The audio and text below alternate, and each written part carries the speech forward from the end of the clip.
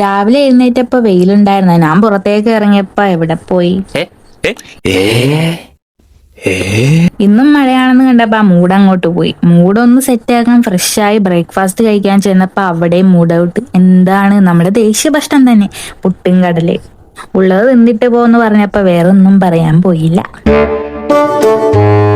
News വെച്ച് നോക്കിയപ്പോ എല്ലായിടത്തും വെള്ളം തന്നെ. അപ്പോഴാണ് അച്ഛന്റെ കോള്, വേഗം ചേർത്തലയിലേക്ക് വാ, ഞാൻ ഇവിടെ ഉണ്ട്. ഷടപടേന്ന് റെഡിയായി അങ്ങോട്ടേക്ക് ഞാൻ പറഞ്ഞു. സ്ഥലത്തെത്തി കാര്യങ്ങളൊക്കെ കഴിഞ്ഞപ്പോ എന്ത് ബലം മഴ. ആ മഴയൊക്കെ അല്ലേ, ഒരു ചായ ആവാം.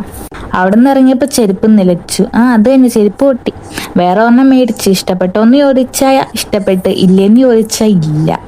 മഴക്കൊരു അന്തിയില്ലെന്ന് കണ്ടപ്പോ റെയിൻകോട്ട് മേടിച്ച്. അപ്പോഴാണ് ഓർത്തത് അപ്പൂന് മെഡിസിൻ മേടിക്കണമല്ലോ.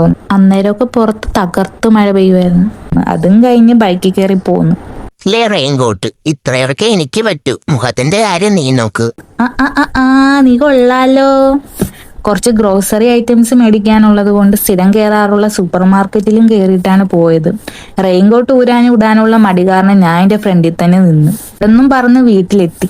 അയ്യോ എത്തിയില്ല, ഇനിയും ഉണ്ട് ടാസ്ക് നമ്പർ 1. ഈ വഴിയിലുള്ള വെള്ളം നീന്തി നീ പോവും. ഓക്കെ, ഇതൊക്കെ ഉണ്ട്. സെക്കൻഡ് ഈ സഞ്ചി. അച്ഛൻ പിടിക്കാന്ന് പറഞ്ഞതാ, കൈവേദനയുള്ള കൊച്ചായതുകൊണ്ട് ഞാൻ പിടിച്ചോളാന്ന് പറഞ്ഞു. വീട്ടിൽ ചെന്നപ്പോ അടുക്കളയിൽ നിന്ന് ഒരു അച്ചാറിന്റെ മണം. ചെന്ന് നോക്കിയപ്പോ ദേ മൈ ഫേവറേറ്റ് അച്ചാർ. എന്നാ പിന്നെ ചോറ് കഴിച്ചിട്ടാവാൻ ബാക്കി. അപ്പോഴാണ് ചേച്ചിയുടെ കോള്. ഈ കുരുപ്പിനെയും കൊണ്ട് തൈക്കാട്ടുശ്ശേരിയിലേക്ക് പോവാ, മരുന്ന് മേടിക്കാനാണ്. അവിടെ നിന്നൊരു ബേക്കറിൽ ഡ്രിങ്ക് ഒക്കെ കഴിച്ചിട്ടാണ് പോകുന്നത്. ആ വീഡിയോ ഒന്നും എടുത്തില്ല, പിന്നെ വീട്ടിലേക്ക് പോകുന്നു.